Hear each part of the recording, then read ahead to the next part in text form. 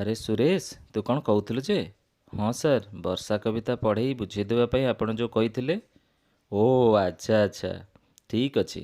ବର୍ଷା କବିତା ପଢ଼ିଦେବା, ତାର ପ୍ରତ୍ୟେକଟି ଧାଡ଼ିର ଅର୍ଥ ବୁଝିନେବା ଏବଂ ପ୍ରଶ୍ନ ଉତ୍ତର ଆଲୋଚନା ମଧ୍ୟ ଆଜି କରିଦେବା। ହଉ ଠିକ୍ ଅଛି, ଚାଲ ଆମେ ବର୍ଷା କବିତା ଆରମ୍ଭ କରିଦେବା।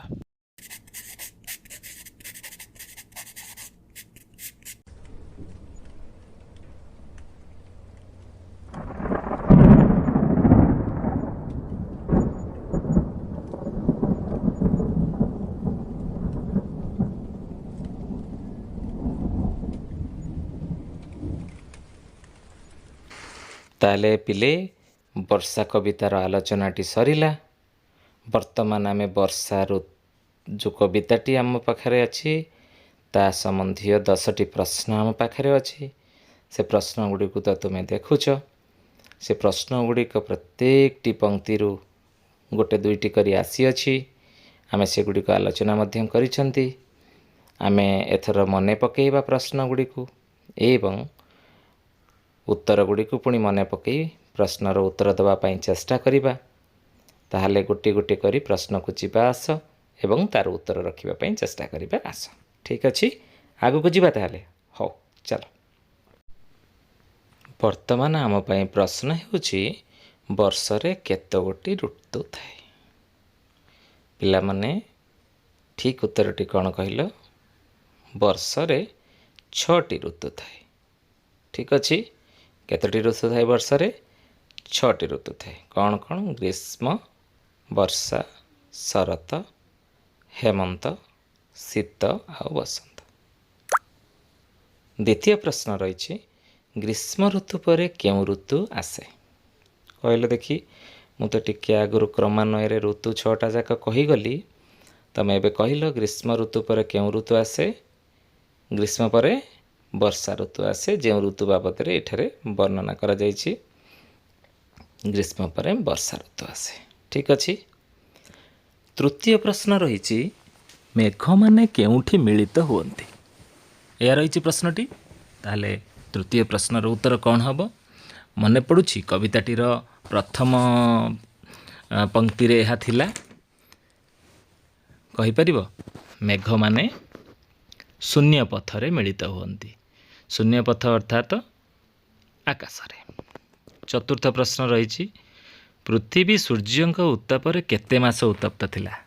ପ୍ରଶ୍ନର ଉତ୍ତର ଦେବା ପାଇଁ ମନେ ପଡ଼ୁଛି କବିତାର ସେହି ଅଂଶଟି? ମନେ ପଡ଼ୁଛି? ମନେ ପକାଇ ପାରିବ? କେଉଁ ଅଂଶଟି ଅଛି? କେତେ ମାସ କହିପାରିବ? ପୃଥିବୀ ରବି ତେଜଗ୍ରାସେ ତାପିତ ଥିଲା ଅଷ୍ଟମାସେ। ଏଇଠୁ ଜାଣିପାରୁଛ ତ? 8 ମାସ ଧରି ଉତ୍ତପ୍ତ ଥିଲା। 5 ନମ୍ବର ପ୍ରଶ୍ନ, ଖଦ୍ୟତ କେତେବେଳେ ଉଡ଼ି ବୁଲେ? ଖଦ୍ୟତ କେତେବେଳେ ଉଡ଼ି ବୁଲେ? ଖଦ୍ୟତ କୀଟ ନିଶା ମୁଖେ ଜଗତ ଆବରିଲେ ସୁଖେ। ସନ୍ଧ୍ୟା ସମୟରେ ନିଶା ମୁଖରେ ଉଡ଼ି ବୁଲେ। ନିଶା ମୁଖ ଅର୍ଥାତ୍ ସନ୍ଧ୍ୟା ସମୟ। ନିଶା ହେଲା ରାତି, ତା ମୁଖ ହେଲା ରାତି ଜଷ୍ଟ ଆରମ୍ଭ ହେବା ପୂର୍ବଟା କ'ଣ? ସନ୍ଧ୍ୟା। ଠିକ୍ ଅଛି, ନିଶା ମୁଖ ମାନେ ସନ୍ଧ୍ୟା। 6 ନମ୍ବର ପ୍ରଶ୍ନ ଅଛି, ମେଘମାଳ କିପରି ଭାବରେ ଜଳବର୍ଷା କଲେ? କିପରି ଭାବରେ ଜଳବର୍ଷା କଲେ? ନା ସେମାନେ ଘଡ଼ଘଡ଼ି ଶବ୍ଦ ସହିତ ଖୁବ୍ ଜୋରରେ ଶବ୍ଦ କରି ଜଳ ବର୍ଷା କଲେ। କବିତାଟିରେ କେମିତି ଅଛି? ସେଇ ପଂକ୍ତିଟିରେ କୁହାଯାଇଛି କ'ଣ? ନା ଘୋର ଶବଦେ ମେଘମାଳ ଗର୍ଜିଣ ବରସନ୍ତି ଜଳ। ଠିକ୍ ଅଛି। 7 ନମ୍ବର ପ୍ରଶ୍ନ ରହିଛି, ଗର୍ଜନ୍ତି ଆବରିଣ ପାଣି। ଗର୍ଜନ୍ତି ଅର୍ଥାତ୍ କ'ଣ? ଆବରିଣ ପାଣି କ'ଣ?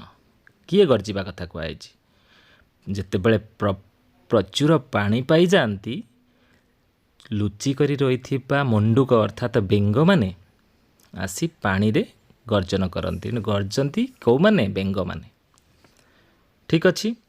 8 ନମ୍ବର ପ୍ରଶ୍ନ ଅଛି, ଏହି କବିତାରେ କାହାକୁ ରାଜା ବୋଲି କହିଛି? ମୁଁ ତ ଟିକିଏ ସୁନ୍ଦର କଥାଟିଏ ଏଇ ପ୍ରଶ୍ନଟି। କଥା ଅଛି ଛତୁ ଯେ ଛତର ପ୍ରାୟ ହୋଇ ରାଜାର ପ୍ରାୟ ଦିଶେ ମହି। ଏ ମହି ଅର୍ଥାତ୍ ଏ ପୃଥିବୀ ପୃଷ୍ଠ ରାଜା ପରି ଦିଶୁଛନ୍ତି, ଛତୁ ରାଜାଙ୍କ ସିଂହାସନର ଛତା ପରି ଦିଶୁଛି, ଏଇ କଥା କୁହାଯାଇଛି। ଠିକ୍ ଅଛି। ନବମ ପ୍ରଶ୍ନଟି, ବର୍ଷା ଋତୁକୁ ସକଳ ଋତୁଙ୍କର ସାର ବୋଲି କବି କାହିଁକି କହିଛନ୍ତି?